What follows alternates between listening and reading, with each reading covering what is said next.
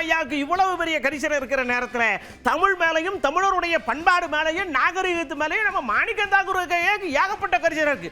நாங்க கீழடியில் இருக்கிறத தோண்டி தோண்டி எடுத்து எங்களுடைய ஆதாரத்தை பூரா எடுத்து எடுத்து எடுத்து எடுத்து வைக்கிறேன். நீங்க என்னடானா எடுத்து கொடுத்தவரை தூக்கி எடுத்து அங்க ஓட்டுவிட்டு இது செல்லாது இது செல்லாது ஆறும் தண்ணி வழங்கப்படாதுன்னு நீங்க வாட்டுக்கு பேசுறீங்கன்னா என்ன அர்த்தம்? உங்களை நாங்க என்னதான் பண்றது அப்படின்னு கவலை தோய்ந்த முகத்தில் கேட்கிறார். தமிழகத்தினுடைய வரலாறை தமிழர்களுடைய வரலாறை இவர்கள் அழிக்க வேண்டும், தமிழர்களுடைய வரலாற்றை உண்மைகளை வெளியிலே வரக்கூடாது என்பதற்காக தொடர்ந்து பாஜக RSSனுடைய ஆட்சி சதி செய்கிறது என்பதற்கு எடுத்துக்காட்டு தான் கீழடி உண்மைகளை வெளியில் கொண்டு வந்த திரு ராமகிருஷ்ணன் அவர்களை தண்டிப்பதாக.